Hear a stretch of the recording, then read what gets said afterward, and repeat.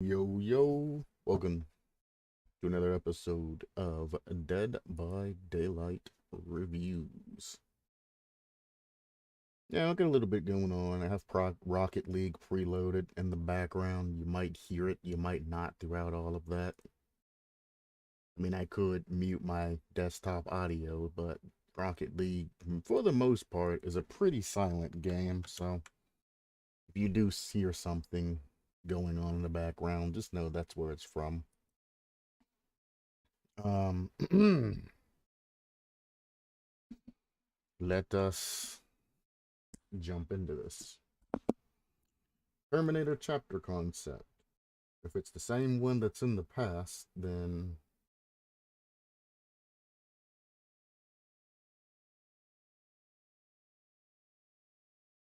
let's see. This is the same one that's in the past. Somebody's went into Blender and actually made a model for the Terminator and what he could use. Interesting. I mean, looks good. It looks like you took David King's model, though, and added a couple of things to it and stretched a couple of things out. But I mean, if you got a model to work with, it's easier than making that from scratch. But yeah, that's definitely David King's model with a couple of additions and all of that to it.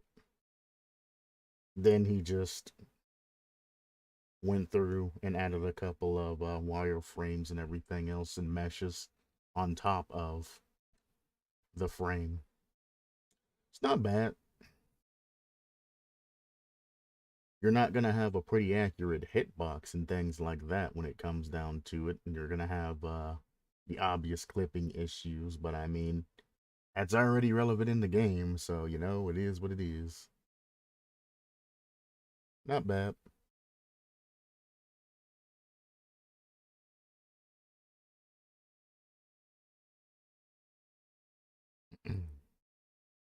Good luck getting a Terminator concept, though, pushed through behavior and all of that.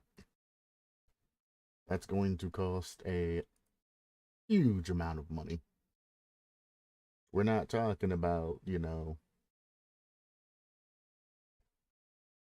The Ring or something like that. We're talking about Terminator, which has Arnold Schwarzenegger and all of that, who's been a governor and a whole bunch of other different things. So it's going to cost a significantly more amount of money. Plus, you're going to have to go to that man himself and get his permission because he is a political figure. So, yeah, you might be able to get like the what are they, T200s or T2000s or whatever they are, the actual metal, you know, skeleton and all of that. But pulling Arnold Schwarzenegger, nah, nah, it's gonna be way too expensive unless he's cool as fuck and he's like, yeah, I'll allow myself to be part of that. Good luck with that one, brother. Good luck with that one. But I mean, honestly, Terminator doesn't really fit per Dead by Daylight. I mean, yeah, the whole count and mouse thing is kind of what the Terminator is. But what he is and what they can actually do, it doesn't really add up.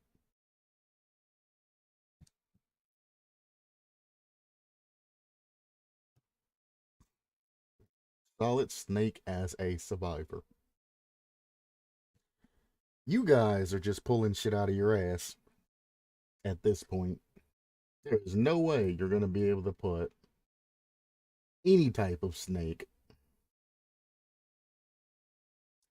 into Dead by Daylight universe. It doesn't make sense.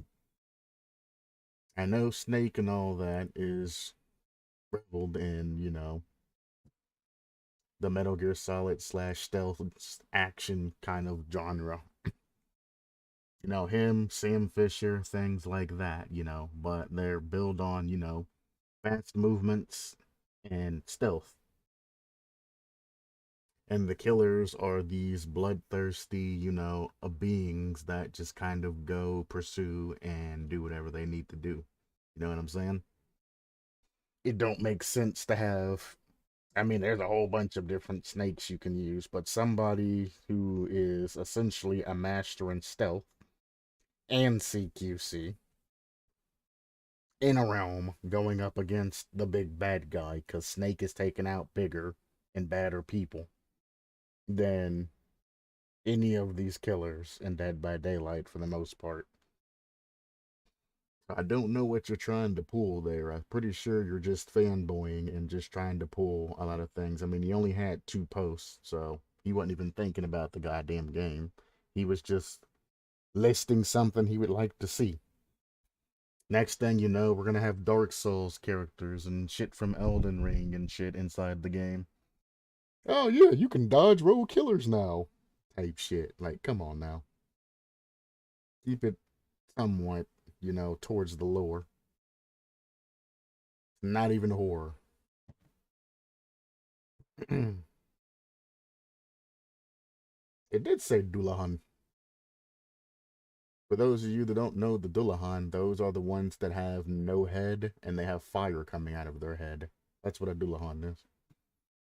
The killer is the Dullahan.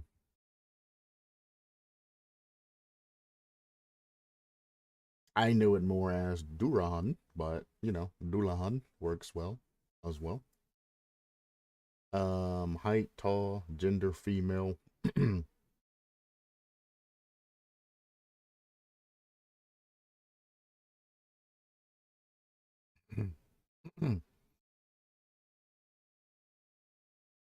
mean, I guess they could be female, especially in 2022. Ethnicity unknown. Actually, Dullahans are, for the most part, general to one specific area.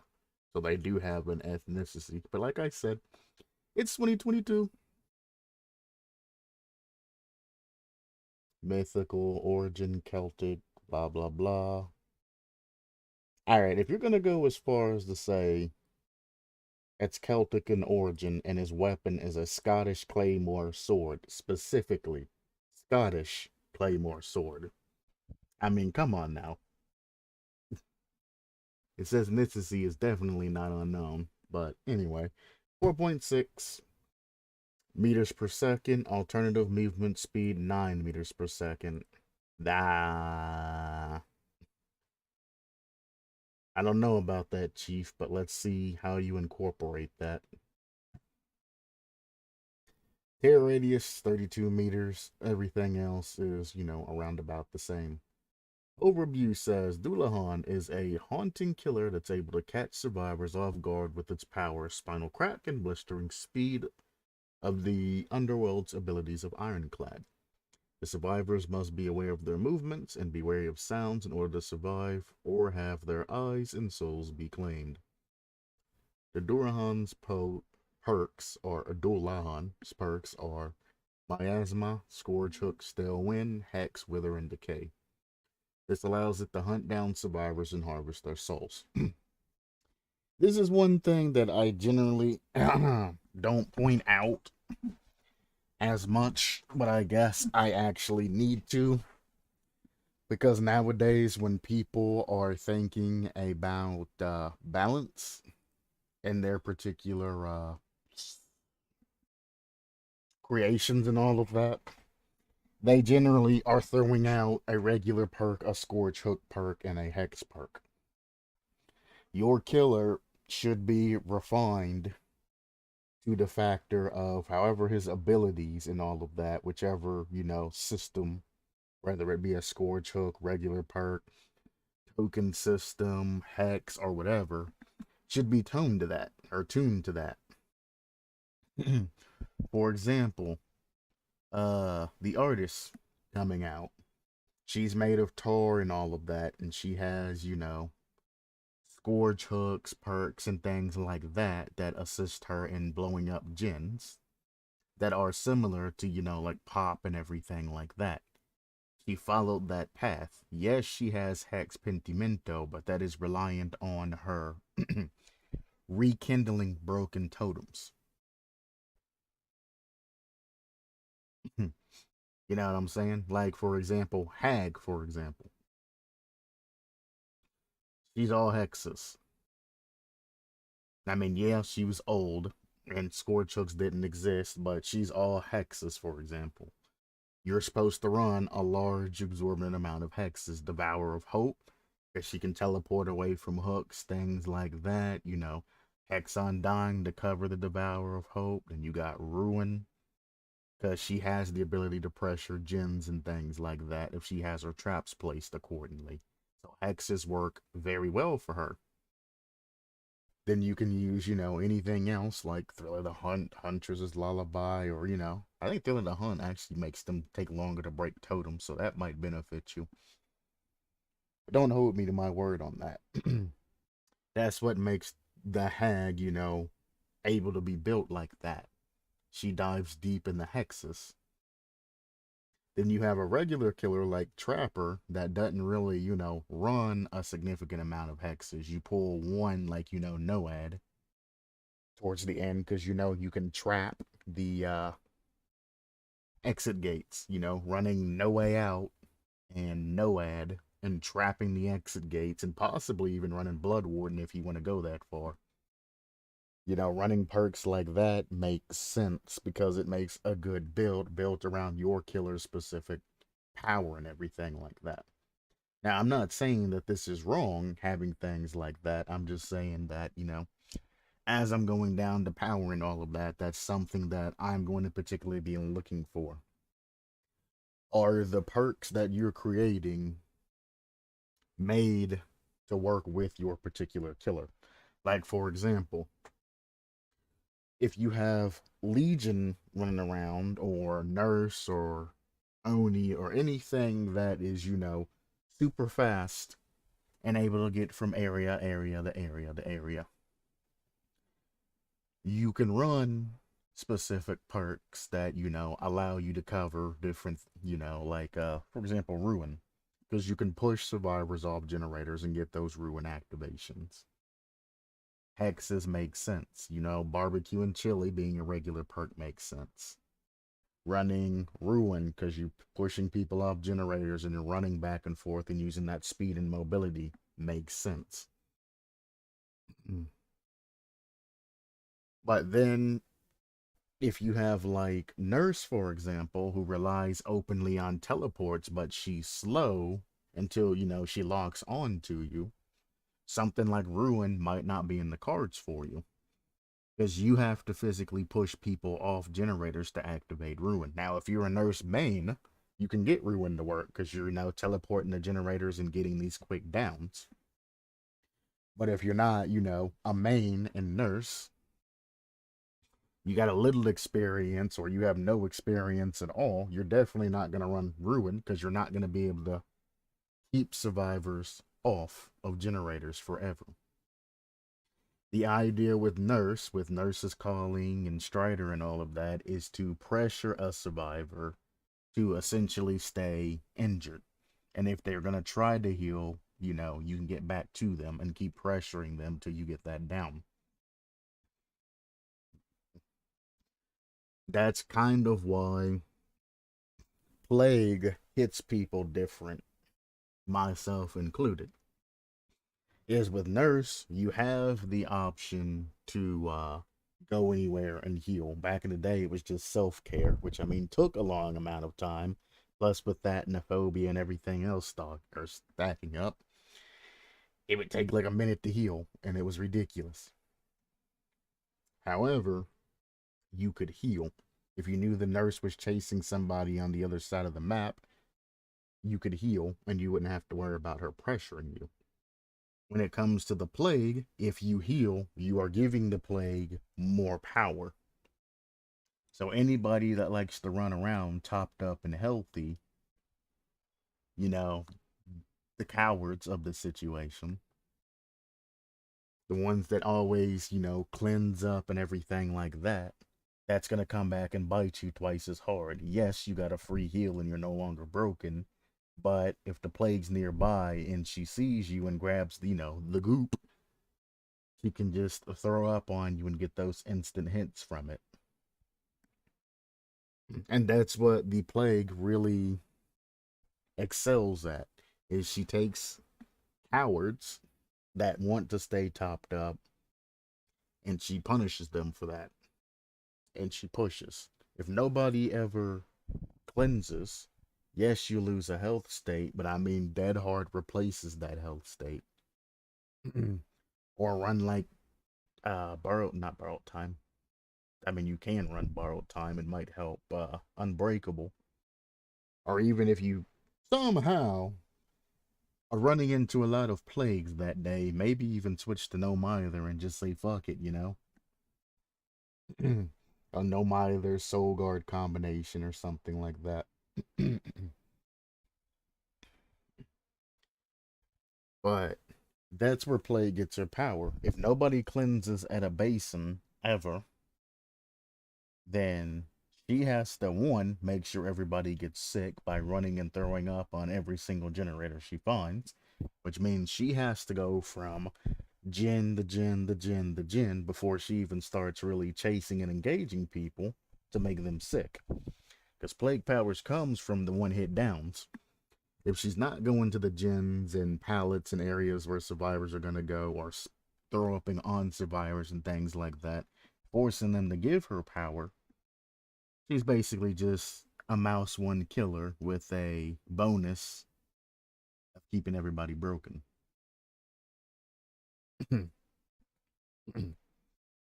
So most plagues run, infectious fright and things like that, so they can punish large groups of multiple people. Barbecue and chili might be important to one plague build, whereas another plague might not run barbecue and chili because it's not really that relative to them. Barbecue and chili is good for continuing. You hook somebody, you go for the next person, and you continue the pressure throughout the game. If everybody's already injured, you have, a good 20 seconds worth of leeway time to look around and find another person. And if you use that 20 seconds and then it takes you another 20 seconds, you're only behind, 10 to 20 seconds because, chase time. Some people you get really quick downs on. Generally, an average chase will last at least 20 seconds. That's from time chase starts to the time that person's put on the hook, by the way, not the actual chase time. Because I mean, you can get a good 8 seconds of just being carried to the hook. So even if you immediately go down, I mean, you still have, a little bit of time. But that's what makes plague so pressing, is that you're essentially losing that health state. If you luckily ran no mither or, dead hard or something like that, and no heal perks, then, you're ahead of the game. If you did run a heal perk or med kit or some shit, you're behind the game a perk. So, I mean, it's kind of, at your leisure or at your leisure to watch your builds when you know that there's a plague active. I don't run into plagues until I get higher up in the ranking system, honestly. And, there are some people that see plague as easy wins. And they go all the way up to about end gold playing as plague. And then they figure out that, hey, plague really don't have any chasing or any type of downing factors when you play against smart survivors that don't give you power. Or they wash at a basin that's super far on the other side of the map that's been gens all around it completed. So if the plague does want to walk across map to that side that has all the gens completed, she's losing time on every other gen left in the match, which or pretty much keeps her from being able to go over to that side. And as you complete gens and start zoning areas out to where, you don't really have to go to unless you're being chased or something like that, if you want to go that route, you keep doing that. Again and again and again and again. Make sure to log in on the last day, March 20th, to get blood shards. Sweet. Logging in every day, and the event gives you a total of 2,000 shards. Interesting. I might load up Dead by Daylight too. It's gonna be loud. I'm loading up Dead by Daylight just to get these free shards, so it will get loud here shortly. But I mean, that's one example of, builds for particular killers. I figured I'd go over that before I started going down here because I generally weekly have going over these reviews, or at least one every 10. I try to add something in new that people should be looking for. Because the people that do watch me and enjoy the content that I do, I don't want anybody getting complacent, including myself, and end up going in that streak to where I'm saying the same things over and over. Different reviews, same problems. Uh, See, all of this stuff, like when I talk about the sequential, everything should be in an order the way. There it goes. Let me grab these shards real quick. Everything should be in an order the where I can get the most of the information, the important bits out of the way first, and then all the extra things later on. Because, like me going through review, I don't really care about the Mori animation and the palette break animations and all of that. I'm not here for that. When if behavior decides to adapt everything, and what you're doing, they're going to make their own palette break animations and things relevant to your actual killer. And I guarantee you it's probably going to be 10 times cooler than anything you could come up with on your own because they have a team dedicated to that. So the palette break animations and the Mori animations and all of that craziness, it's nice to have if you want it just to be. It's 170, not bad. If you want to have everything like that listed, it's fine, but ensure that you put everything in its proper place. What is on the Shrine of Secrets? Blood Echo, Gearhead, Vigil, Visionary. I mean, I've thought about it, but Visual's just not that great. I was talking to Macho the other day. Most times that you get exposed by a killer, it's generally something that you can't get rid of, like Michael Myers Tier 3. It lasts for the whole time. No ad. It lasts until you break the totem, things like that. Plague. It lasts until you heal. It's always permanent, broken, or exposure status effects. The only way you can get rid of is if you get hit by like an iron grasp or something like that, And, iron grasps generally, if you get hit by it, to GTFO and not just kind of stand there, or the killer's completely gone and they don't really get any value out of it.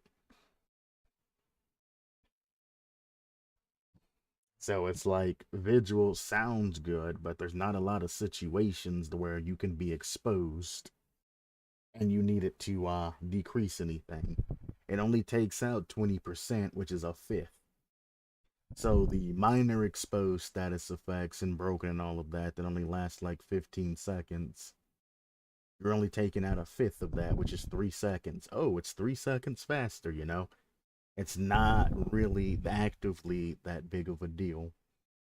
Unless you stick a generator or something and you have like Fearmonger or something up your ass. But I mean, Fearmonger, it only take like maybe a second off. So I mean, even then, if you drop a pallet and you chill and play your cards right and stop running and wait for the killer stain, you can get the Fearmonger out and get your whatever activation. If anything, if you can 99% a Fearmonger and you have like Sprint Burst or something like that, it's even better and you can use it to your advantage because then you could stop and Sprint Burst if you 99% it properly. But that's high tier place. But yeah, when it comes to everything being in a particular order, having all of this information here is completely fine with the appearance and overview and all of this. this is fun. You can even go as far as to put, killer lore and all of that next because you are introducing the killer. But like a lot of people do, is they put the successful hit animations and everything else next. You realize that you have all of this here, all of this to read here, all of this to read here, all of this to read here, all of this to read all the way down to there before anybody can even get into the meat or the interesting, parts of your particular, I was going to say article creation. By that time, if I wasn't doing a review and I scrolled down just to see what was going on and all of that, I would have dipped because I'm like, this is way too long. Or I would have scrolled to the bottom and did one of these, seen that, hey, there's not anything right here at the bottom, and then I would have went on my way. It's too long of an intro. You need to throw something in to bite and keep people's interest, or you're not going to get a large amount of comments or feedback on things like that because nobody wants to read this nowadays. They want to see what the killer's power is. They want to see what the perks are. If you have a survivor, they want to see what those perks are. And that's what people are interested in, not in the lore and all of that. So having this and the killer information all the way down to there is fine. Lore, if it's not a large amount of lore, can go after that as well. But then going straight into this, no, all of this should be pulled and brought all the way down to the bottom.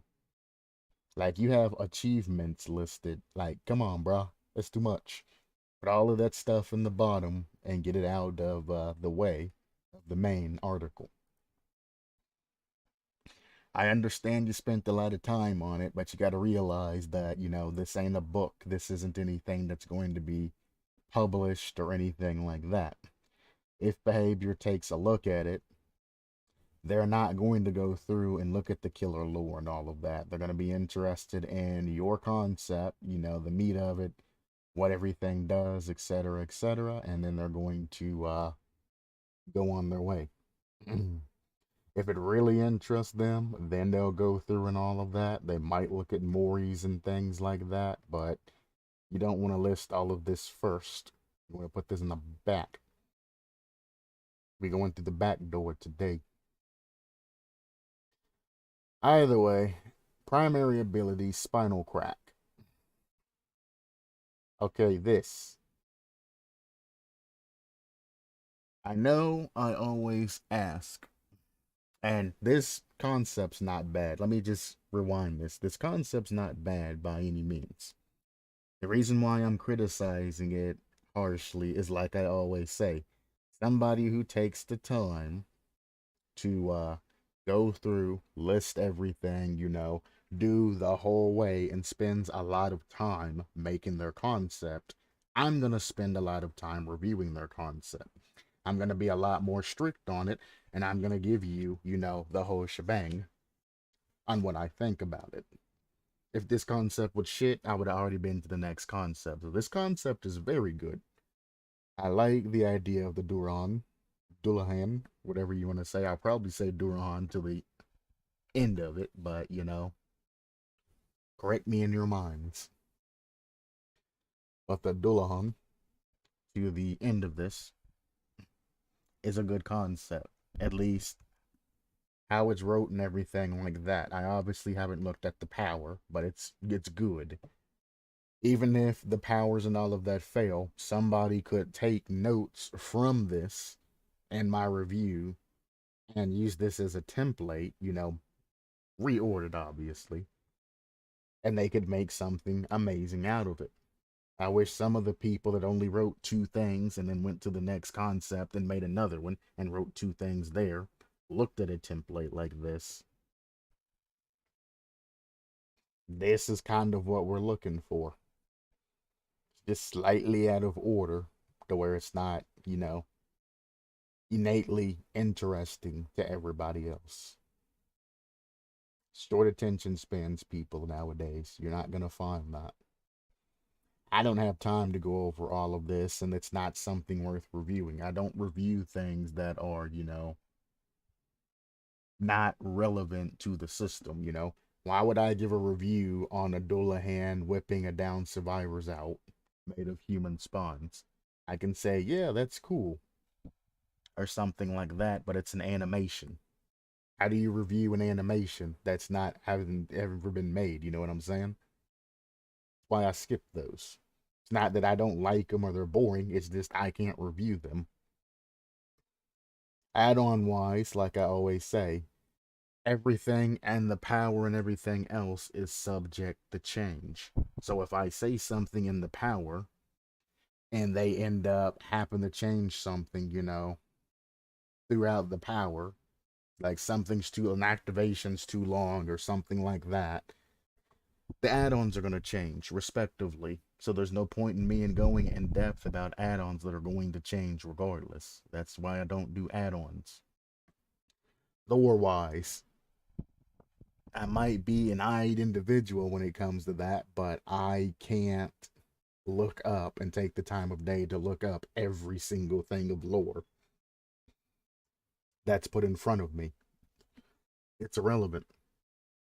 Even if the lore isn't necessarily the world's lore, this is their brain lore. Maybe they didn't like something about Dullahan, and they were like, that's dumb. I want this Dullahan to be, obsessed with ties instead of eyes. They can do that. That is their lore. This is their entity, their Dullahan. They can do that. You have no right to change anything and say, well, a real Dullahan does this. Doesn't matter. Anyway, now, when we come to this, remember what I said about things kind of being long and not really nice to see? I like how you've went through and you've, said everything. I see lots of numbers and lots of things like that, explaining everything exactly how it probably should be explained. However, it's just one big ass paragraph. There's no type of lines, there's no type of spacing, there's no type of, anything like that to prevent huge paragraphs from being used like this. This is why I always say put the main power and the main things you need to know up top, space it out, and then put the things that you don't really need to know, the extra stuff. Like, for example, the spine cracks area of effect damage works at a 30-degree cone. Well, I mean, I guess that might be a little bit more important. But, the things that aren't really relative to this particular thing, cut that from the main article. So anybody that sees special or primary ability, should it be a power? Primary ability, secondary ability. This is the power. This is the power. Press and hold the power ability. That's the thing that I don't understand either. Why do people always say primary ability and then immediately say power ability? It's a power. Your killer's power is spinal crack. Don't call it two different things. Like, I hate when people say, my killer is the clown, and then they go down and they say, the terror right afterwards. It's like, is it the clown or is it the terror? Stay with one thing.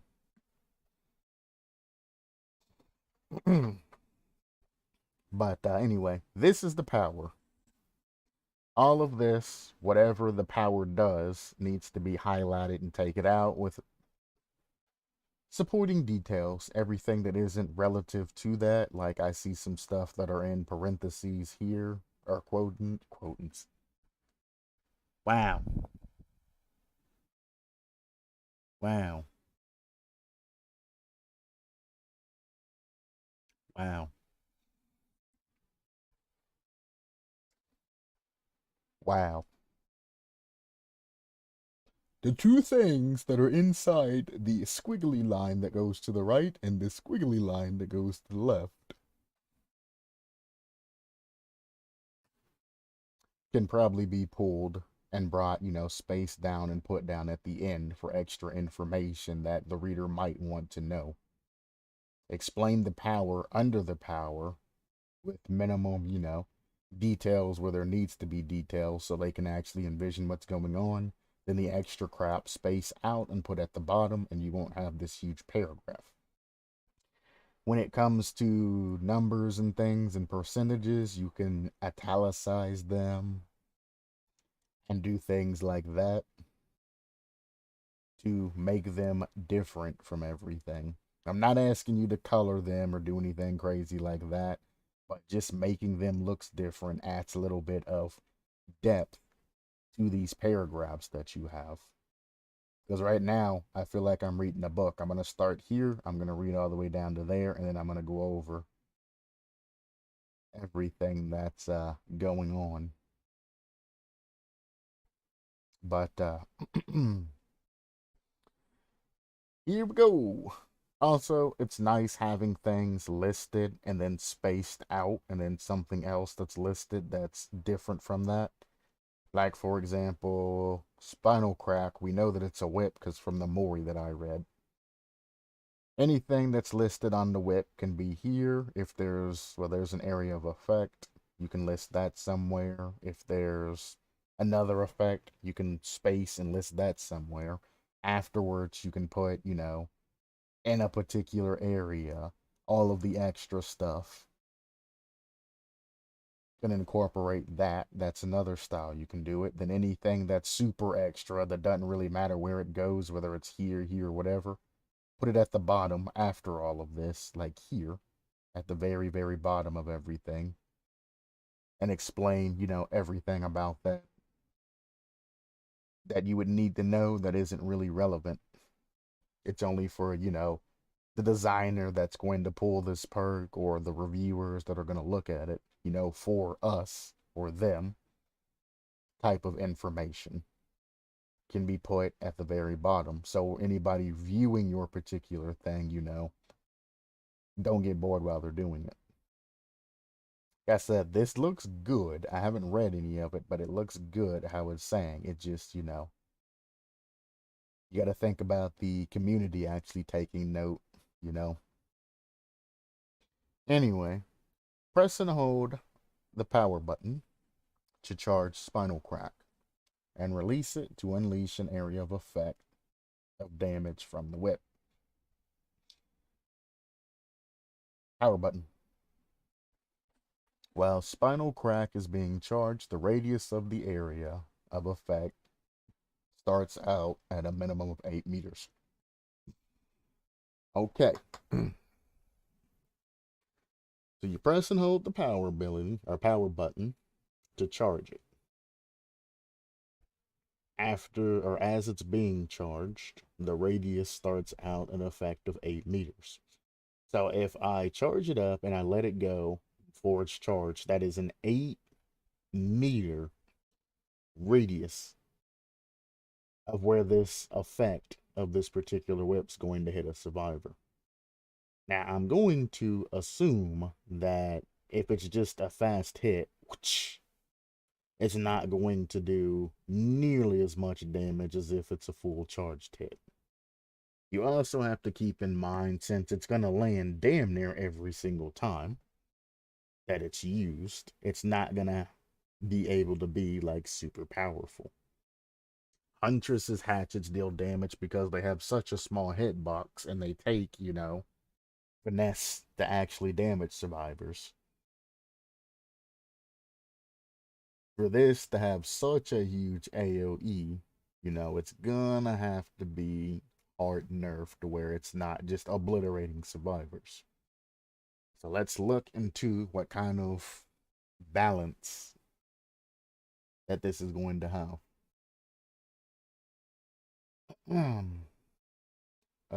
8 meters.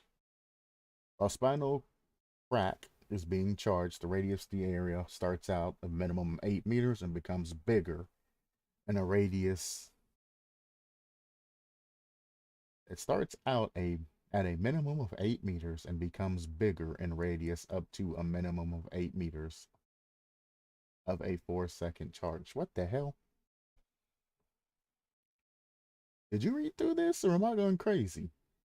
Press, the power button to charge Spinal Crack. It unleashes an area of effect damage from the whip. While it's being charged, the area of effect starts out a minimum of 8 meters. It becomes bigger in radius up to a minimum of 8 meters of a 4-second charge. You don't want to use the word minimum twice. Minimum means the bottom, like bare, bare minimum, the smallest. So the second minimum needs to be changed. It becomes bigger in a radius up to 8 meters of seconds of charge, or 8 meters of a 4 seconds charge, adding 2 meters every second. I can't really tell you what to put because I don't know what its maximum is. Unless that minimum is supposed to be a maximum of 8 additional meters, then it would be a 16 meter after it charges. But if it's not, I don't know what its maximum is to tell you what you need the wordings or anything like that. So I guess I'm going to read on and then go back to this. 4-second charge, 2 meters every second. Keep in mind that survivors move at 4 meters per second, and this is growing at 2 meters per second. So half the speed that a survivor can run from you. So it actually, how it's scaled up doesn't really make much sense of you ever charging this whip. Plus, it starts out with a minimum of 8 meters. 8 meters is 2 seconds worth of survivor run time.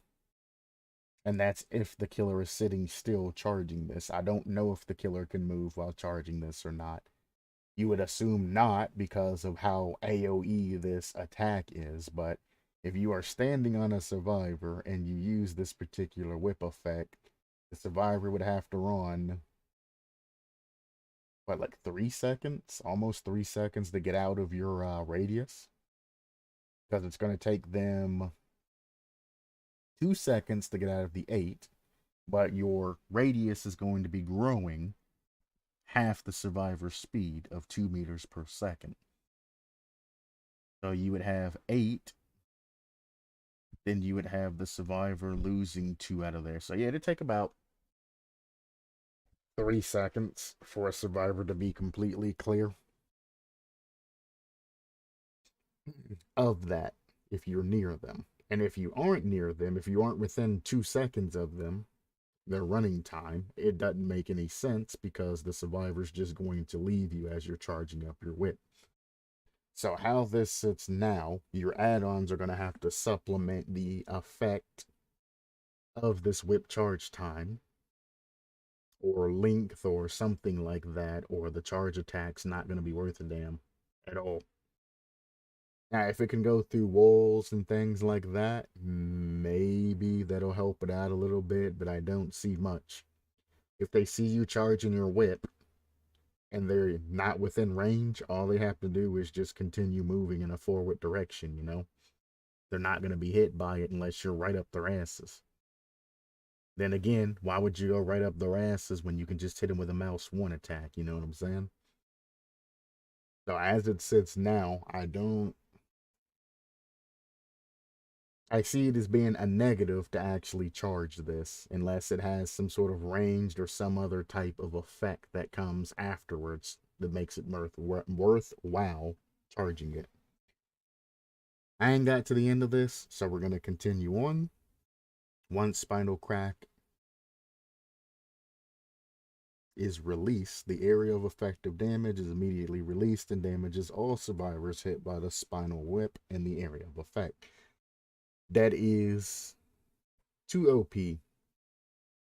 Why? 1, it's not a fully charged attack that damages all survivors, which gives survivors time to get away if you do walk up to a gen and do something like that. 2, you can literally, again, walk into an area that has multiple survivors, so discordance is going to be kind of your charm that you want to run with this killer. You can just walk up to a generator and then blam, slam that shit down. Especially if you have any type of perks that give you the undetectable status effect. Literally just kick a gen from the side, walk over to that discordance generator, and then just BAM! And you're going to damage every single survivor that is working at that particular generator. That's a free hit. I don't see any type of recovery time till now, or cooldown, or any type of recovery time after sending said shockwave out. And I don't see any type of hard limit set at the moment. So I'm going to continue on, and hopefully we will find something. Once Spinal Crack is released, blah blah blah, and damages all survivors hit by the spell, right? Spinal Crack's area of effect damage works at a 30-degree cone. That makes no sense. You said the area effect starts out at a minimum of 8 meters, and now you have a 30-degree cone. You can't shoot something out at a 30-degree cone that's a circle. Unless you have like what? You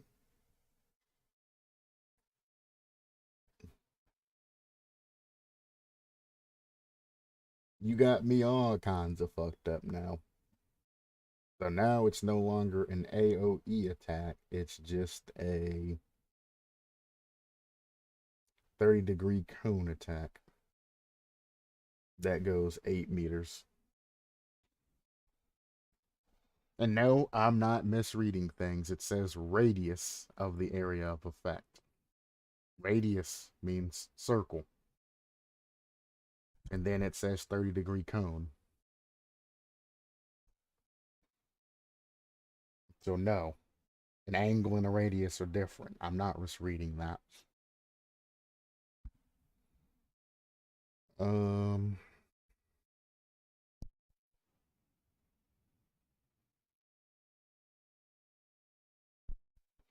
Alright. However, if it collides into other objects, it collides into other objects and cannot destroy breakable walls and down pallets. I.e., survivor behind a wall or object that blocks line of sight. When that goes off, they won't be injured. If the whip collides with an object, it will ricochet at another 30-degree angle. That does not help me at all. Does it random? 30-degree angle? Does it ricochet off a degree towards a survivor every time? Or are there going to be add-ons added later on that forces it to ricochet off a degree at a survivor? Like, really need to go further than it just ricocheting off at another 30-degree angle.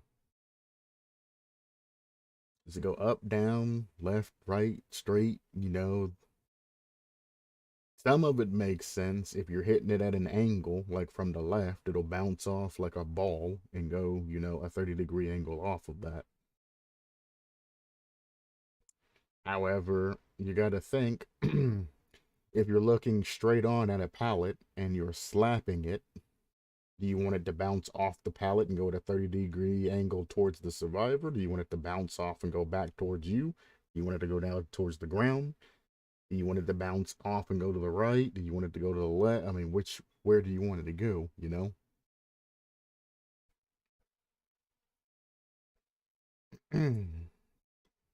When it collides with it, it will ricochet at a 30-degree angle, but loses the area of effect cone damage. Also, the range is reduced by 15%.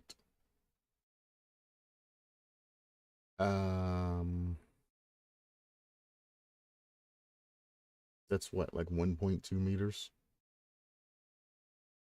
If a survivor is, well, that's 1.2 meters off of 8, so that's like 6.8 meters.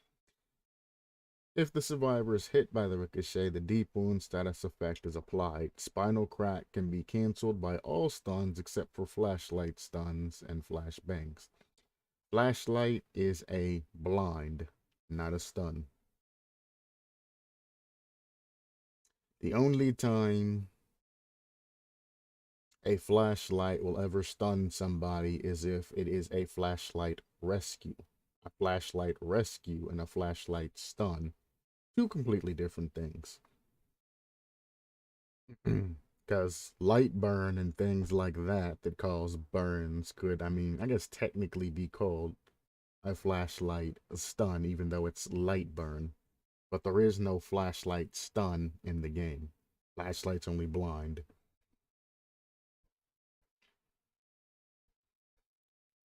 Spinal Crack has a 10-second cooldown after usage. While charging, the ability movement speed is reduced to 98%.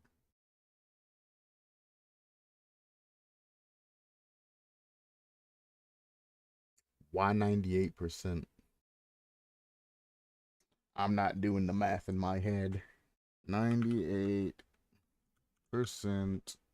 of 4 is equal to 3.92. You were literally only 0.8 meters per second slower than a survivor when charging. That survivor still isn't going to be able to get away from you.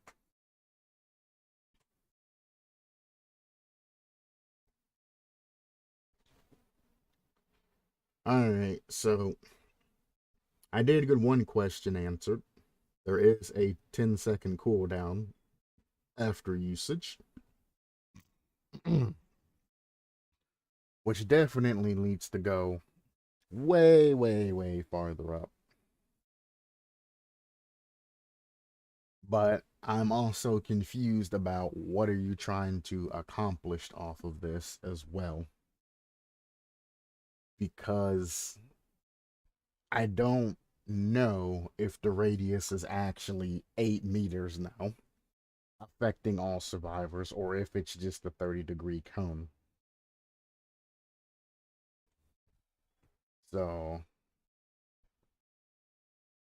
I have no idea what the hell's going on. If it's a chart, well, there is no actual ability use, so you can literally just walk up and whoosh, hit a survivor instantly with it.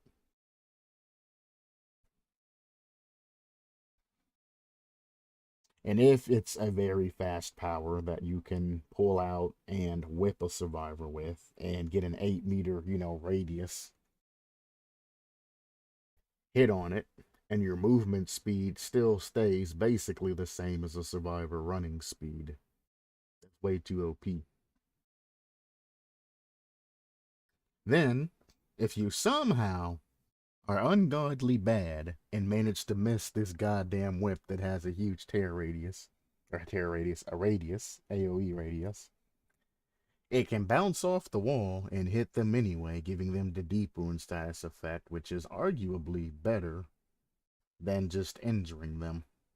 So you would really want to go for ricochets or something like that if you get good enough at the killer. Ricochets were worth more than an actual just hit. You don't normally want to just injure a survivor when you can apply the deep wound status effect, because the deep wound status effect takes time. And people don't really understand that, when it comes down to it. Deep wound status effects worth more than just taking the health state. They lose the health state regardless, and they have to stop and mend, which takes time. And I don't know why a lot of people in this forum, when it comes to the deep wound status effect, are like, well, instead of them just losing the health state, I'm going to give them the deep wound status effect. I'm like, it's worse. Deep wound status effect might be higher in hierarchy than losing a health state. However, deep wound status effect takes a lot longer to recover from, because it takes you from doing anything for your regular heal time.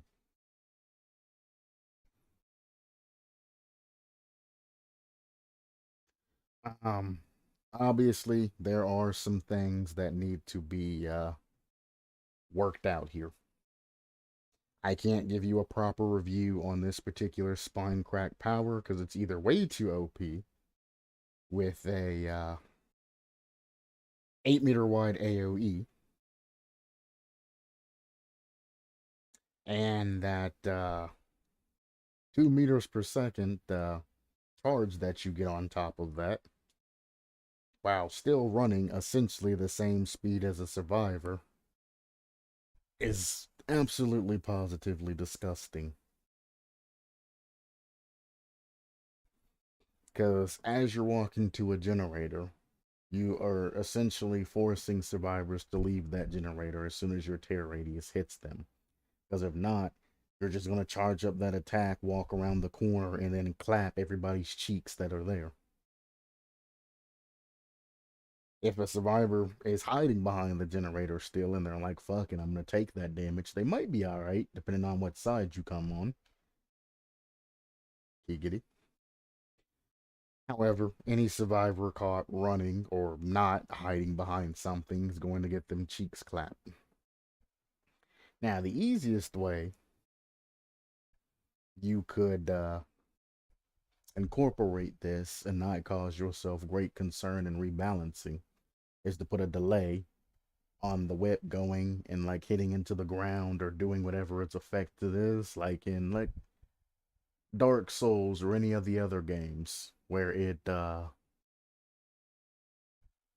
was gonna say flags its movement. It shows the movement that it's going to do. What is the word I'm thinking about? It brain's not working. But it kind of shows you what's going to happen. Or like any other game, you can have a red spot like Pyramid Heads attack. You can have a red area appear on the ground. That's more balanced, of course. Or a cone, if it's the 30-degree cone, you can show that 30-degree cone like Pyramid Head, and then the whip can happen. So survivors at least have a chance to dodge or do something like that than to just getting clapped every time.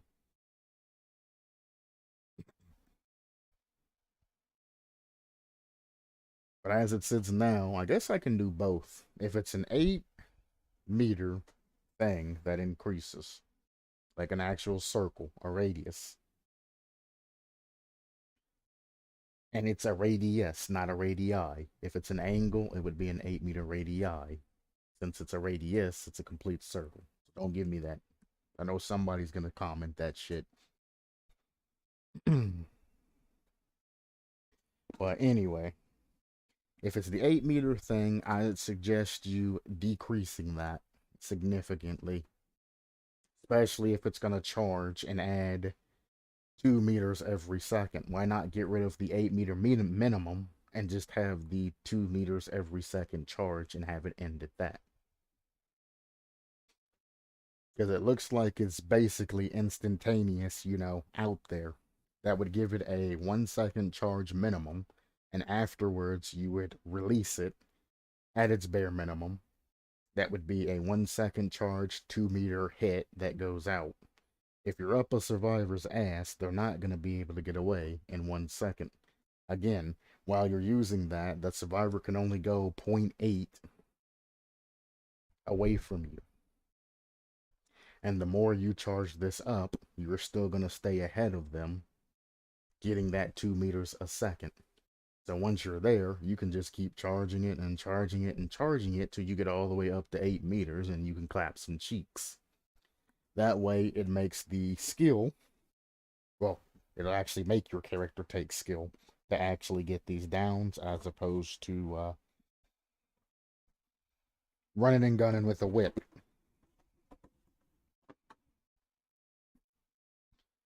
If it's the 30-degree cone, I would definitely shorten that. It's a whip, I might add. And yeah, it's a spinal whip, but I mean, spines ain't that, wide as to cover a 30-degree angle all the way out.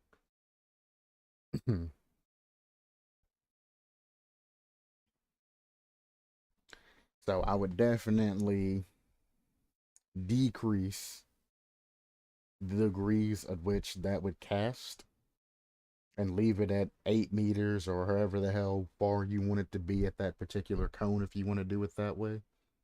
Leave it at that, bring that in a little bit, and use add-ons to increase that farther if you want to go anything throughout that.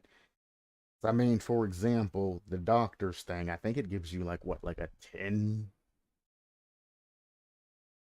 like meter arc or something like that. It's very small, but it goes a super large distance, like way out there. That would be more befitting than a 30 meter, a 30-degree cone. And I mean, looking at the doctor on that particular aspect would actually be a good idea because you can actually see, run an add-on to see where the static discharge, static shock would go. And you can run the add-on that makes the his attack go farther in a straight like cone or god damn. No, that was right, in a straight cone. And kind of run that next to your particular killer. I apologize. My stomach's been upset all day. So my stomach keeps growling and making all kinds of noises and all of that.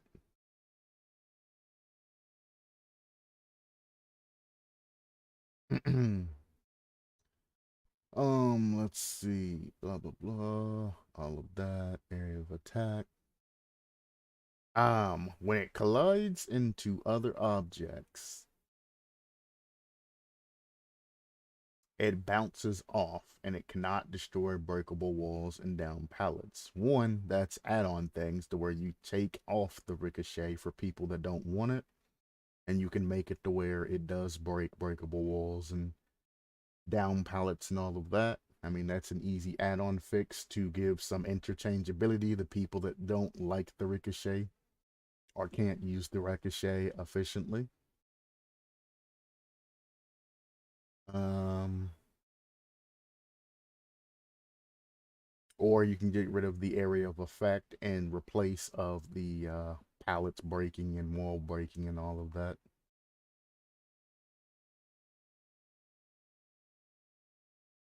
10-second cooldown, that is arguable. Like I said, if it's the super huge, 8-degree radius of an attack, that's different and the cooldown needs to go up. If it's the only 30, well, minus 30 degrees, cone and all of that, then that's just about fine. I'll be back in a moment.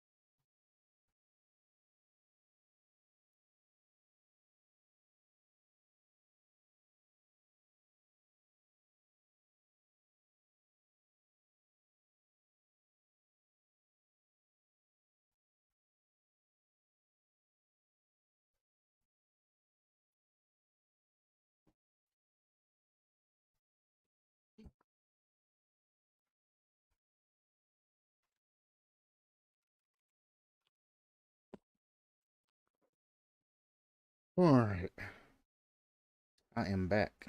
I almost paid deeply for my transgressions there. Whew. Alright. Oh, yeah.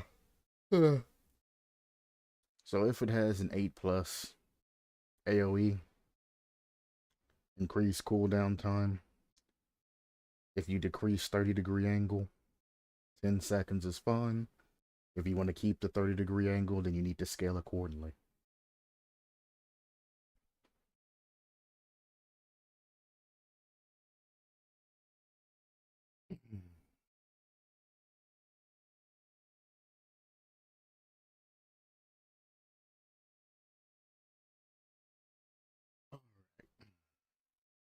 Secondary ability, Ironclad. A beast in blackened armor and mist. You should be wary of. Weary of. Worry of.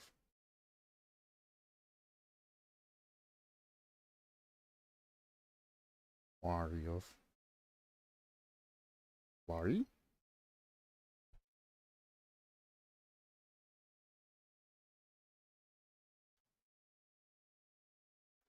Uh, Ironclad is the ability to shapeshift into a darkened black mist in the shape of a warhorse to travel far distances in short time. So, this is a classic example of seeing your killer's weakness and trying to cover it by making a ability that goes on top of it. All killers have a weakness. Even Bubba camping in the basement with a chainsaw. All have their inherent weaknesses. Most killers that have, huge AoE attacks and all kinds of other BS like that, generally don't have any type of gen pressure. They don't have, map pressure. They don't have gen pressure, things like that. Abdullahan, yes, they're known for riding horses and things like that. However, Dead by Daylight wise, he's definitely going to be on foot. You don't need to give your particular killer this huge ass movement ability to try to make him able to maintain chase pressure, map pressure, and have all of these OP powers and abilities. This is where people go too far. It's fun if your killer has an amazing, attack that, does damage to survivors and things like that, and you can harass them. Like, for example, the Huntress. Huntress, she has hatchets that she can throw, and she can hit survivors and all of that from across the map if she has good aim.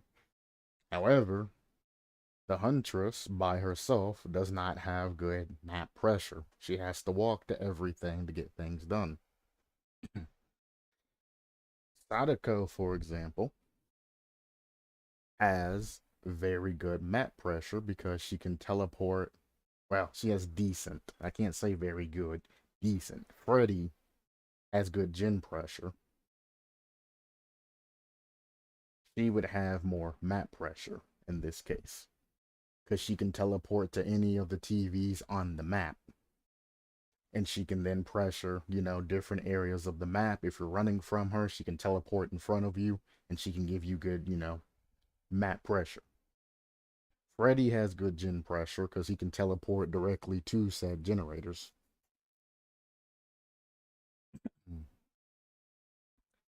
So, going by actual terminology, Sadako has good map pressure, well, decent map pressure.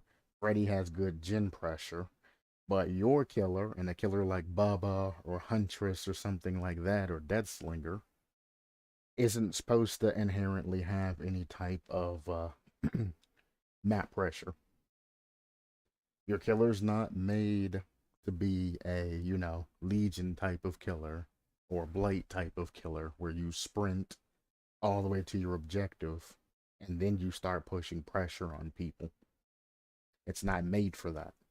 And by Dead by Daylight, algorithm, your particular killer isn't supposed to have the ability to have all different kinds of pressure.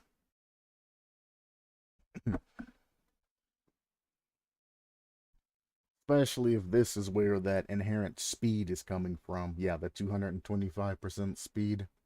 You don't need any of that. Blood pools brighter, noises amplified, all of this other stuff. It doesn't matter if you're unable to attack them. You have that AoE attack that you can immediately just hop off your horse and then kaboom. You know what I'm saying? Yeah, it takes 1.5 seconds, but I mean, it's easy to get near a survivor, deactivate it beforehand, and then walk up to the survivor and hit him with the old clapper 2000. You know what I'm saying? You try to give it a higher activation and make it 45 seconds. However, it's not balanced for everything that you get from this particular bonus of using this. And all survivors within 8-meter radius are revealed via killer instinct for 6 seconds.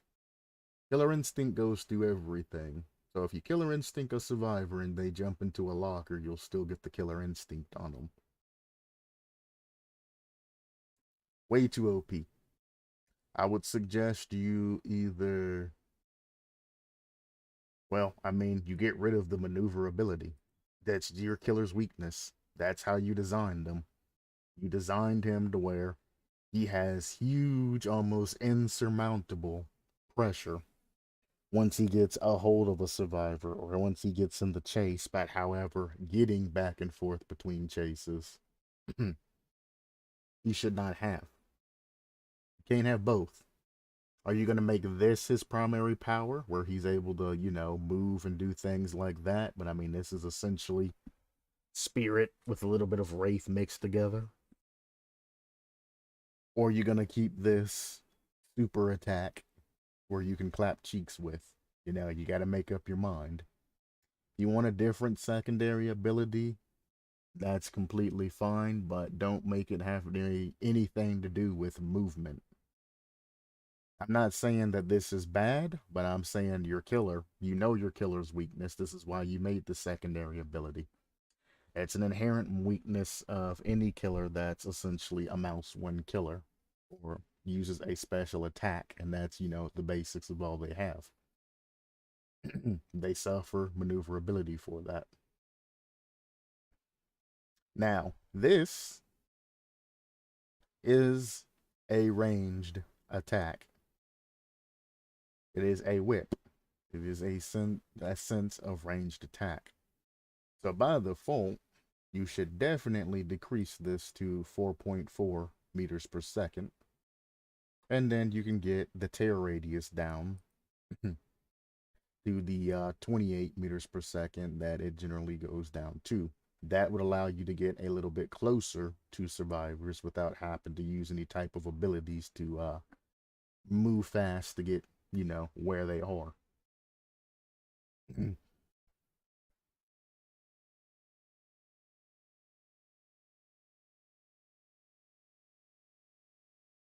And then because you are aware, because you tried to make a secondary power, because you are aware of your killer's innate weaknesses, movement, and well, map pressure and gym pressure, you need to create perks that will assist your killer in either slowing down gym progress so you can get around or to increase your killer's particular speed without stepping on any other perks that are already existing. So you're going to be looking for a unique way to cover your killer's weakness using add-ons and also using perks.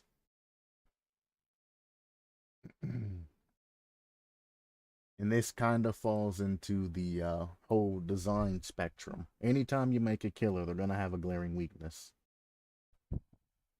It's your duty, I'm going to say, to design around that weakness and not just shoving the hole full of dirt, basically. If you shove a hole full of dirt, the dirt's going to settle and the hole's going to open back up. So this needs to either be gotten rid of and replaced with another ability, or this needs to be super hard nerfed and shouldn't have any form of movement incorporated into it. This can help you, identify survivors at a distance, or, locate survivors across map, etc., but it shouldn't incorporate movement.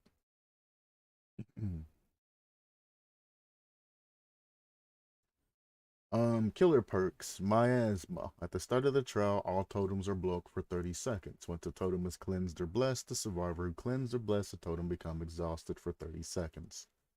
Well, this is a stolen perk that came off of somebody else's. They've already made a perk like this from another creation. And also, it doesn't fit the name and it doesn't fit your killer. Miasma, as you say, poisonous thick mist of decay will speed up the inevitable. So this poison thick mist, what the hell does that even have to do with totems being blocked off by the entity? For example, corrupt intervention. Corrupt being the entity. Well, not corrupt being entity. The corrupt being the entity doing something that it generally would not do, like it's just intervening, as it says. The entity blocks gens for 2 minutes at the start. It makes sense having a corrupt intervention preventing survivors from working on things. Miasma, a poisonous thick mist of decay, blocking totems at the beginning for 30 seconds makes no sense. Again, run Hex Undying if you're worried about your particular stuff getting blown up. If they do find your totem at the beginning, that's 14 seconds. Hex Undying activates, saves your particular hex token or totem, and resets it on another hex totem. It's a second chance type thing. And as a bonus, any survivor that goes near a dull totem gets their aura revealed to you. So anybody setting up boons and anything like that are going to be exposed to you if you're within, a set distance of them, I'm pretty sure.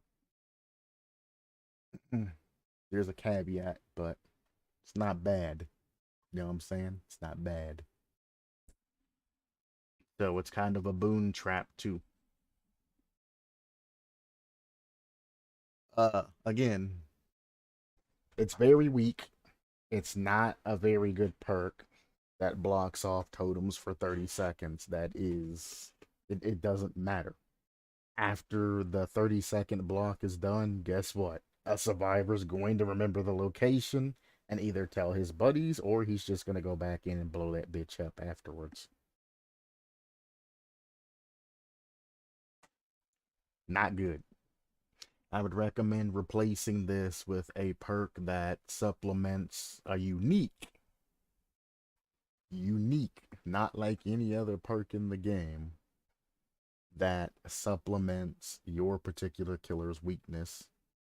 I mean, your killer has more than one weakness, but the glaring weakness that I'm talking about right now is the speed to get from back and forth between gens. Keep in mind, when doing this, you don't want to give your killer a huge amount of speed like the 9 meters per second. So don't incorporate the speed from everything up here into this perk. Look at the other perks in the game.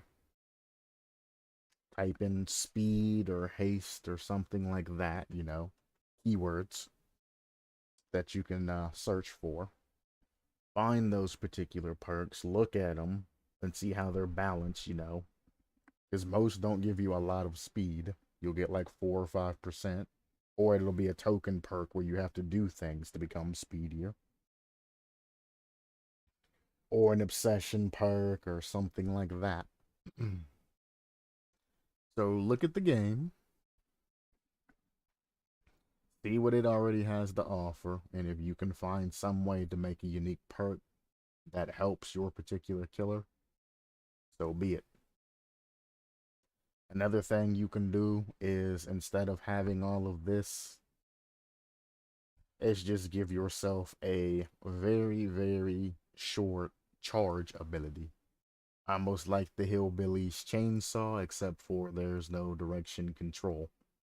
Where you speed up and you can do like a very minimalistic dash, almost like a nurse's teleport, just kind of in a straight line from one point to another at an enhanced speed with no control. So it's almost like a straight joust where you can just increase movement speed ever so slightly. That's kind of what you want to looking for in either a perk or a power, if you do are insistent upon having a power to increase speed. A small dash probably wouldn't hurt. It's not going to get you across map, obviously, but it'll get you farther than what you are.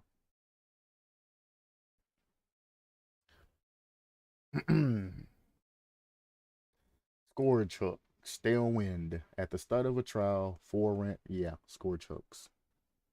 Hooking a survivor on the scourge hook gives you the undetectable status effect up to a total of 20 seconds.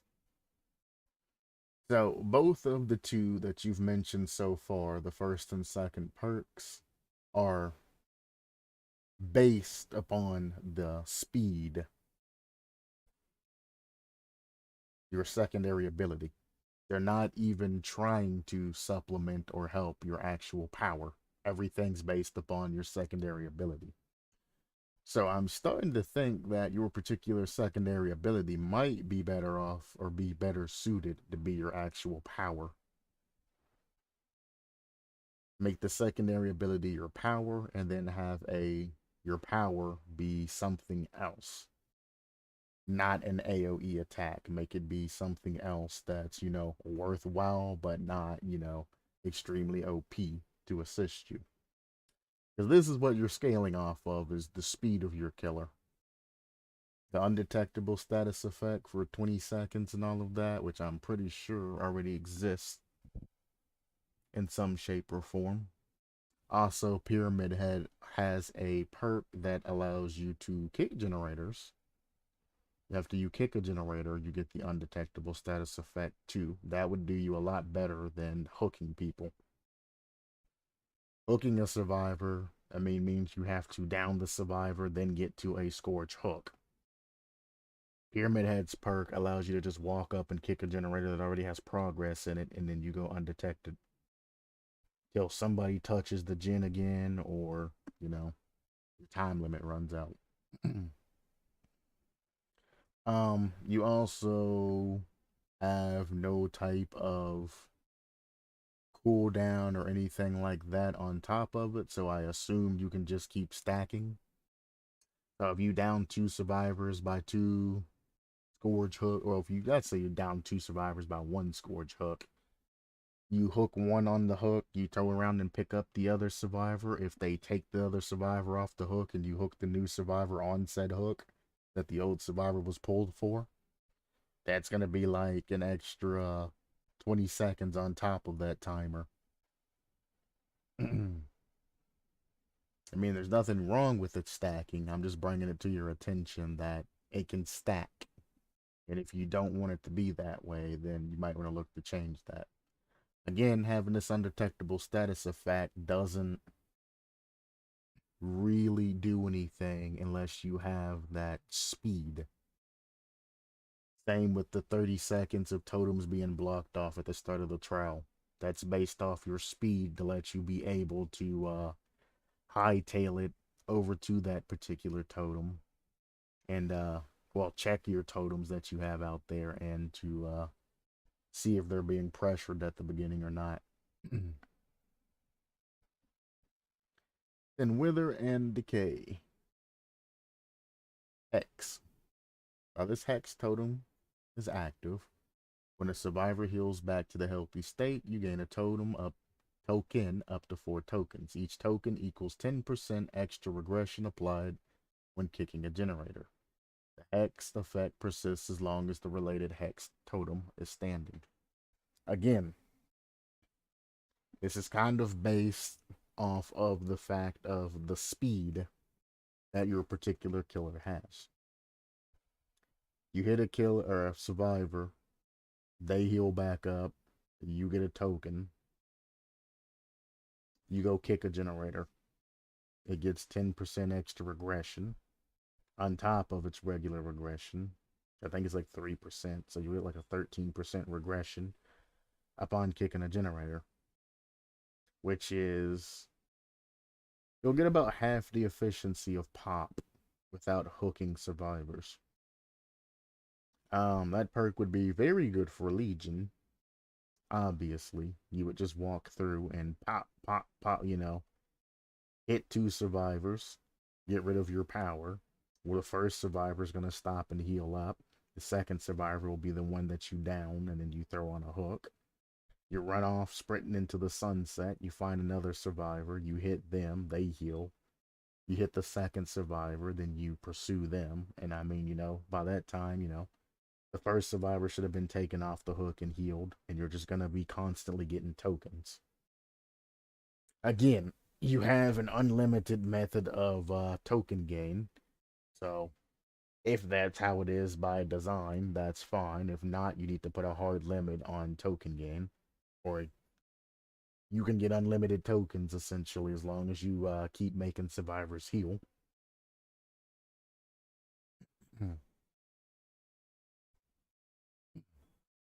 But again, all of this is really based on your secondary ability, your speed. If you take away the speed, none of these particular perks coincide with your actual whip. So, again, might think about dropping the primary power and making the secondary power primary, and then having some sort of active ability a secondary ability or passive ability to help you out in the long run, and just go with the speed aspect of this. Not saying you have to, it's just a suggestion. As it sits now, it does need change between these two. So something needs to change.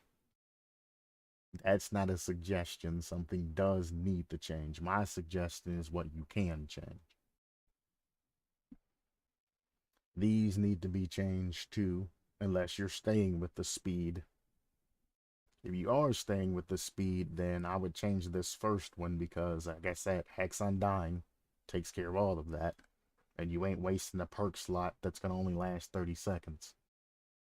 You could get rid of this and run Lethal Pursuer and just use your secondary ability of the speed at the start and immediately get up a survivor's ass. Heck, you can get up a survivor's ass that's nearest to the totem you're trying to protect with that kind of speed at the beginning of a match, because you got like a large amount of time with Lethal Pursuer to get there.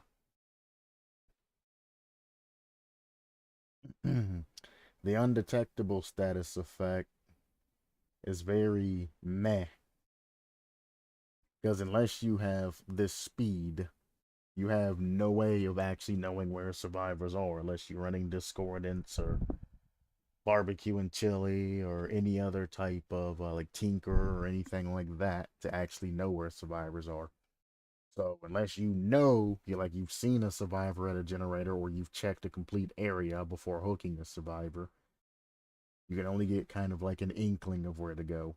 And if there aren't any survivors and where you go, then you're not going to get it. So it's heavily reliant on your speed of being able to check multiple places at once. This relies on your speed to be able to damage survivors quickly. Like you want to find multiple survivors, damage one, and then pursue the other one, almost like Legion does, in order to get the activations here.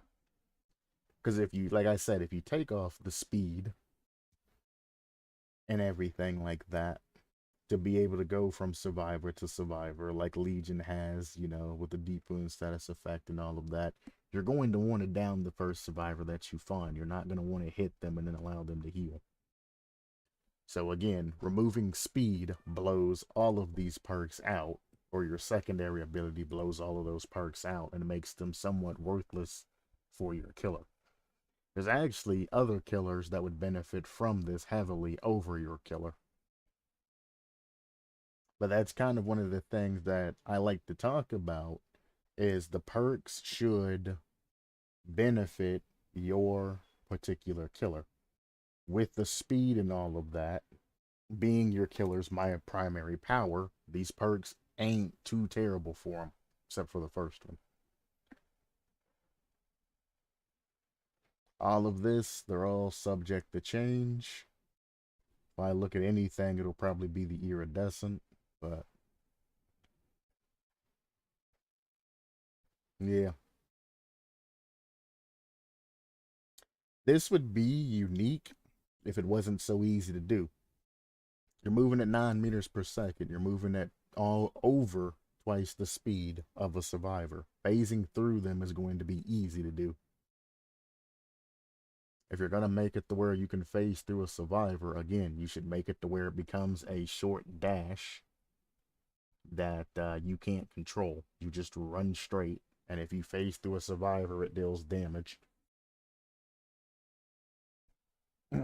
Decreasing the ironclad's movement speed by 75%. Not really that great. Because, I mean, you're looking at 75% of 9, which still gives you 6.75 meters per second down. That would give you 2.75? No, 2.25. That'd give you 2.25 meters per second worth of speed while you're doing that, which kind of defeats the purpose because it's a speed perk.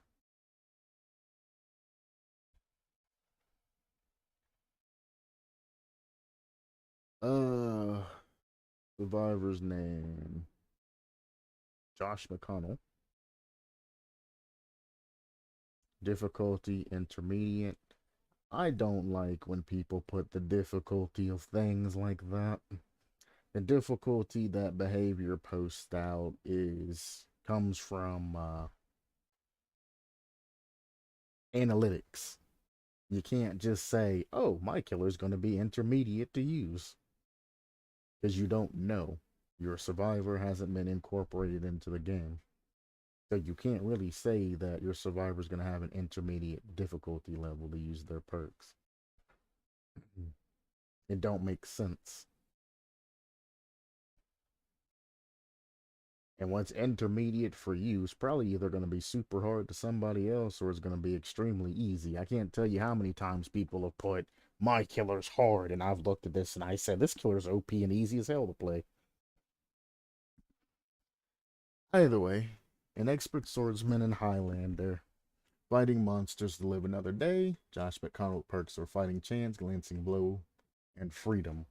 Gives him massive advantages and second chances, fighting spirit and courage beyond danger. Now, the second thing I would like to bring up is your survivor should be a counter for your killer in some way, shape, or form. It should be a combatant. I shouldn't say a counter. It should be a combatant to your killer. If your killer is based off of the speed and all of that and getting the killer instinct and all of that other stuff, you can go one way of making your survivor faster, or you can make your survivor undetectable. You can make them sneaky. You can give them advantages to do things quicker. I mean, you can, do a whole bunch of different things. It just needs to be combative to your particular killer's powers. Fighting chance. You start the trial with a maximum of 4 tokens. Each token increases your action speed by 5% outside of repairing generators. Lose a token when you are put into the injured or dying health state. Why in the hell would you ever want any type of faster action speed that's not applied to generators?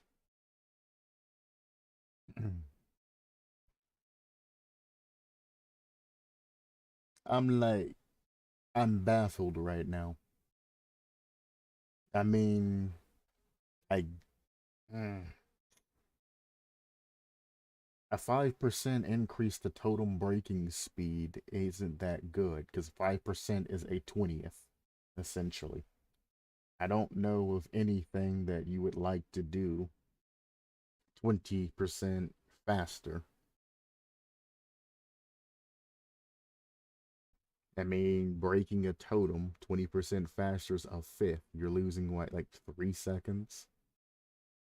You're doing it 3 seconds faster. Oh no, like if you've already done 11 seconds worth and you haven't been pressured by the killer at all, those 3 extra seconds ain't going to do anything.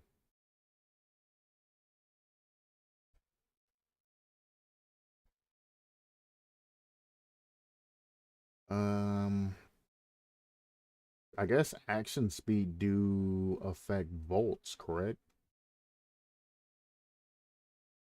If action speeds affect volts, then that's probably the only thing, which means this is going to have to immediately say that it doesn't affect volts.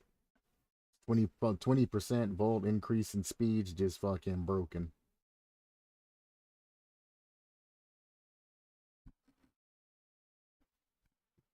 Unhooking, healing, things like that. I mean, an extra 20% don't matter with circle of healing and all of that, and desperate measures eats that anyway. So yeah, you're gonna have to rebalance that to take out vaulting, even if the vaulting is considered an action speed. Beyond that, I guess exit gates. Exit gates and vaulting would be the two things there. Exit gates opening 20% faster isn't that big of a deal because I think exit gates take like 20, 30 seconds. 20? Yeah, 20.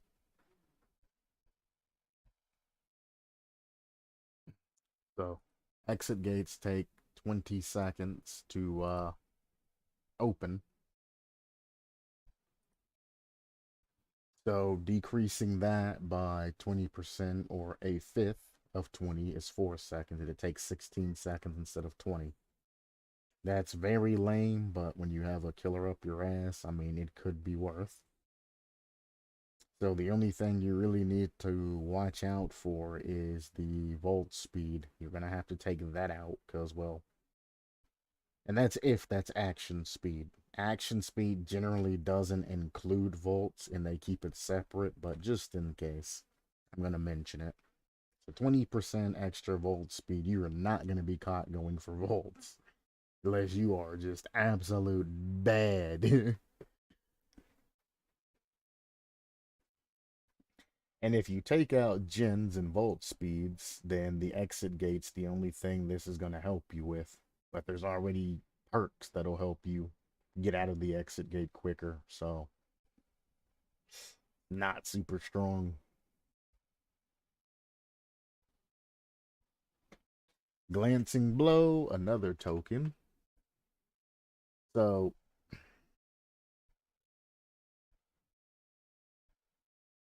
if you get hit, no, no, no, no, no, no, no, no, no, no, no, no, no, no, no, no. I've overlooked something very important that makes this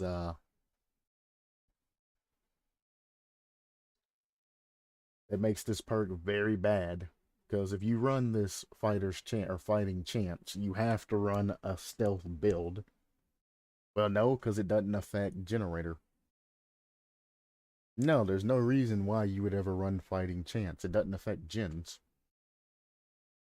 So I was gonna say you'd have to run a stealth build, but it doesn't affect gens, so there's no point of it. You keep your bonus until you are downed, then you lose half your bonus. Then the second time you go down, you're on your second hook and you no longer have a bonus. So the longer you go without being hit, the more of a bonus you're going to have. And that's why it's a fighting chance. It's not actually a fighting chance. It's kind of one of those bullshit perks that survivor mains make up so they can get an edge on the killer. That's kind of unreasonable. But I was looking for how do you gain tokens here, but you start with tokens in this particular sense. And as you get hit and take damage, you lose those tokens. And this perk becomes effectively useless.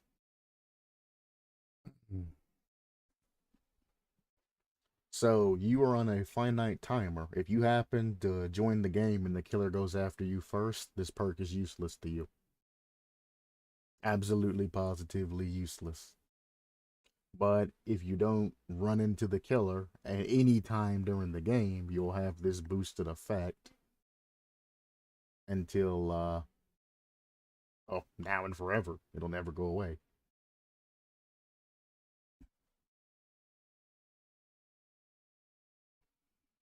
Hmm. Yeah, I can't see any real uses for it. Because you have to avoid the killer, which means you can't take aggro. You can't go for unhooks, basically, because they're going to be too risky for you. I mean, your healing speeds are going to be, or your unhooking speeds and your healing of other survivor speeds and all of that will be fast. But is it worth it, you know? You're going in with the knowledge that you're going to be losing speed on everything for every action that you essentially do. So it's kind of a make your choice situation. Do you give up your bonus to save that survivor and get that little extra heal?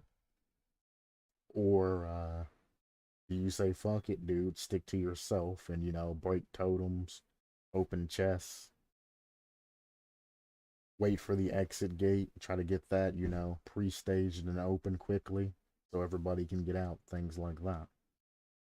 So, are you going to actively use this perk, or are you going to hide till the end and try to go for a quick exit gate opening?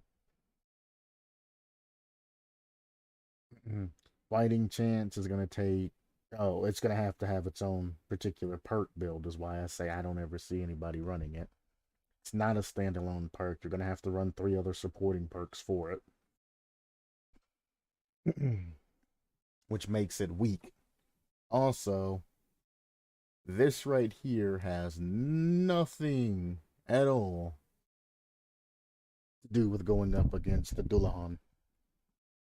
Nothing. All this does is just increase your action speed. And if we bar vaults from it, because a 20% increase in vaults is just stupid inherently when you don't have to gain any type of tokens or anything for it. It's not countering the Dullahan or it's not Dullahan or anything like that at all. So, again, the survivor has nothing to do with the killer when it comes to this first perk. So, I would recommend rebalancing this, looking at your killer, and giving your survivor perks that are worthwhile to counter it, but can also be used in the main game against other killers. Glancing blow. You get tokens. You start a trial with 3 tokens. When unhooking another survivor, the survivor that did the unhooking Immediately loses all negative status effects except that are killer related status effects and hexes. Lose 1 token per unhooking a hook survivor yourself. So essentially, instead of saying all of this crazy jargon and making this sentence long, you start with 3 tokens. When you unhook a survivor, you consume a token, and any negative status effects you are affected with go poof. Killer statuses not included.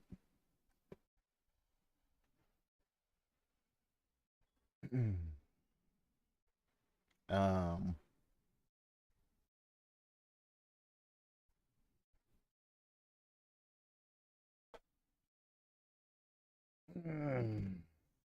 that all boils down to, oh, my back, what your negative status effects are. What do you consider being a negative status effect? Because if it's a status effect that is inflicted by a killer, like any other status effects like that, that could potentially be an issue. For example, the deep wound status effect. It is a status effect, not a health state, because it pops up in your status bar by giving you the bar and all of that stuff. So, if a legion hits you and you just walk over and unhook another survivor, that deep wound status effect would whoop, disappear. That's an issue. Things like exhaustion, for example, that's an issue. If you use, let's say, I don't know, killers on your hand or right on your ass, you have borrowed time and overcome. You get hit by the killer, use overcome to get to that particular survivor. You pull them off of the particular hook. You're no longer going to be exhausted or anything like that. And you're going to be able to get them quick heals, do whatever you need to do, etc., etc. Or if you have Dead Hard or something like that on top of Overcome, you can easily abuse multiple exhaustion perks. But what I was going to say before is you would run as a Stypic agent. You would take the hit, use your Overcome to get to a survivor, pull that survivor off the hook, use your Stypic agent, take another hit, and then continue to use your Overcome a second time to just speed away from the killer. Which is double effective if you're running Guardian and Borrowed Time, as you know, backups for that. You can give both you and your buddy a fairly huge speed boost away from that killer. But the main problem is the obvious, the exhaustion status effect going away immediately, and you just being able to, dead heart through a hit, pull your guy off the hook. He takes a hit for you, with your borrowed time, or you take a hit for him, and then you run, and you also have another dead hard or sprint burst. You can run, grab somebody, get rid of your exhaustion, immediately sprint burst, or use any of the abilities that have the exhausted status effect added to them. Another problem is the broken status effect. There is a perk that I think it's Nancy's, maybe? It's like for the people or something like that. Yeah, I think it's for the people. It specifically allows you to give up 1 health state. Well, if you're healthy, of course. Give up your healthy state to another teammate and give them, an instantaneous heal. But then you get the damage and the broken status effect for a little bit. So I'm pretty sure that's how that goes. So you could do that to a teammate, run over to the other teammate, take them off the hook, get rid of your broken status effect and all of that. Heal back up, both or one of you, whichever one decides they want to get the heal. And then you can do that, whole shebang and spiel over again. Now, again, imagine that with a Survive with Friends, where you can have multiple people just holding health states for people. If your runner gets damaged, you run over to them, you give them the immediate heal after they pallet stun a killer, and then they're right back at full health running again. If the killer decides to switch targets, all you gotta do is flashlight stun the killer or beamer the killer, and they'll drop the other person. They can run off and get a heal. The other people will probably be running decisive or anything like that as well. So it's just more and more and more and more issues and exploits you can have using Glancing Blow. This is why they have Vigil that just makes everything 20% less. Vigil is kind of weak, but you know, it's still a perk.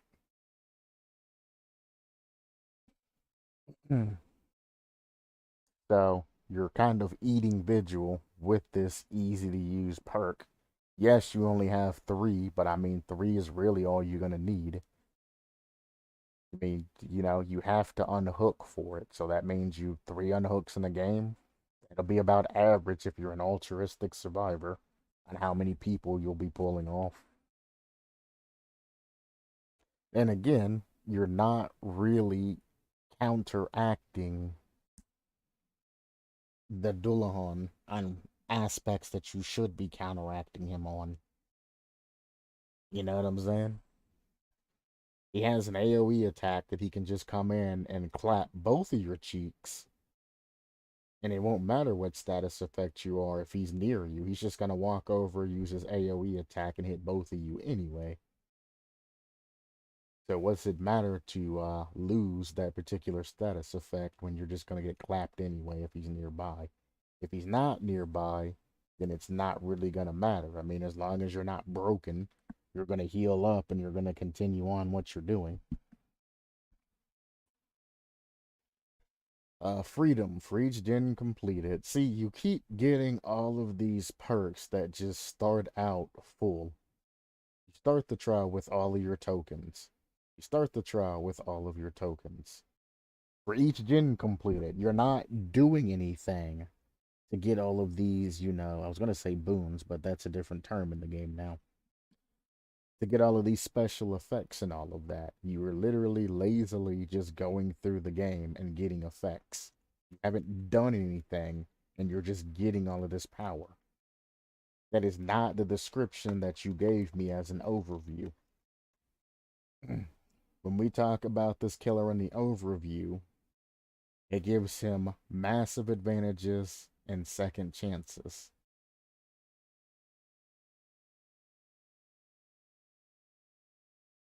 What do you need second chances and all of that when you start off just buffed? From the time you walk into the trial, you get things. As the trial goes through, you're constantly getting all of these positive effects. You are a lazy survivor, and you probably need to play killer side more often. And you probably need more hours in survivor side as well. Perks like these are generally just disgusting because you're not doing anything. So let's say, all right, let me read it and let me just show you the problem I have with it. First, let's read it. For each gen completed, you gain a 8% stackable bonus speed for self-healing, crawling, and recovery. So, 4 gens get completed. You're going to have a 32% stackable buff on top of Unbreakable, which gives you like a 50% buff. And if you run No Mither on top of all of that, that's even more of a buff. Then if you run Taps, no, it's not Tap. Is it Taps that has the crawl perk that allows you to crawl away and recover at the same time? You can almost get instantaneous recoveries after being knocked down. Imagine that times 4. Or the perk that allows the wiggle, or the Ashes perk that allows your recovery timer to go into your wiggle timer. Imagine that times 4. imagine being on the map to where you just cannot hook any survivors because they are breaking off of you that quick. It takes 16 seconds for a survivor to break off of a killer's hook. It takes 16 seconds for a survivor to break out of a killer's grasp if they just wiggle without doing anything spectacular. It takes 15 seconds if you get all great, well, majority, if you don't miss more than 2 great skill checks in the new wiggle system, 15 seconds. It takes 16 seconds to, that's with something else. Regularly, it takes like 32 seconds to recover from the dying state. If you run anything special, it takes 16 seconds. And that's if you run like Unbreakable or if you run No Mither or something by itself. It takes half of that time, being 16 seconds. Now, there are diminishing returns when you stack a whole bunch of perks on top of each other, just like the efficiency when multiple survivors are stacked on top of things. So you'll go from 16 seconds to like 12 seconds to like either 10 or 8 seconds. I think it's 8 seconds to like 6 seconds. So if you run like a super healthy, get up off the ground with no soul guard or anything like that with this perk and all the rest, you'll probably be at like 8-ish second heals. So just as a roundabout number, we'll go with 8-second heals. If you run Ash's perk instead of that, and you do the time, because you're essentially getting double the percent for every 1 second that you're spent healing, you're getting double 2 seconds in your wiggle bar. So if you get anywhere that's like 5 seconds worth of healing on the ground, that is 10 seconds out of the 16 seconds worth of wiggle time, or 15 seconds if you're getting great skill checks, but we're going to go for the highest. So the killer has 6 seconds worth of time to carry you and hook you. And this is the generous math. Very, very generous math. Instead of doing the 50, then the 50 and all of that, and actually getting the percentages down, because I believe it's a lot less time. But I stopped at 8 because I didn't want to go down any farther than that. So yeah, this is going to be an issue. Then you have, instead of getting any of the other things, you can remove a perk instead of getting the other perk I just stated, Ash's perk. You can run Decisive. So if he does go for an immediate pickup and he doesn't, do anything, you can just Decisive out of it. So if the killer don't want to play ball and allow you to get back up, Decisive comes into play and boom, you're out. From a Decisive, you can just run to an edge of the map to where he definitely ain't going to have enough time to do anything with you. Obviously, you're going to want to use point tech so you can immediately start crawling away from him as you get hit. So those of you that are like, well, if he knocks me down and then picks me back up immediately, I'm not going to get any percent. That's what point tech's for. It's what your different techs and all of that's for. As long as you use point tech, you can easily start moving your ass as soon as you get down and start getting those percentages up.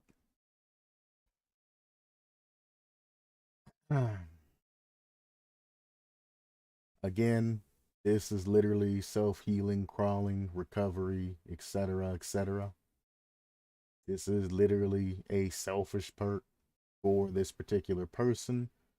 Really has nothing to do with the Dolan again. But, it is what it is. So the survivor isn't a direct counter to that particular killer. Yes, it does have some countering aspects. However, It's not quite there, at least not what we would want to see. Now, what I am about to do is I'm about ready to change the title to Rocket League. I'm about ready to play some Stank League, basically. I will be stopping and restarting the stream and playing Rocket League from there. And that'll be basically my streams for the day. My stomach is super upset. And I want to get everything out of the way now before my back and stomach and everything else starts, I was going to say disintegrating, but that's not the correct term to use there. But before they start acting up and causing me issues.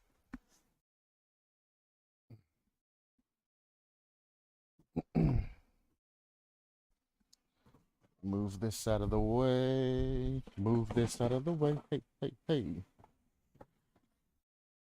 That'll work till it falls. Then it's going to be an issue. Ugh. Okay. Now, I will be back in a second with some Rocket League.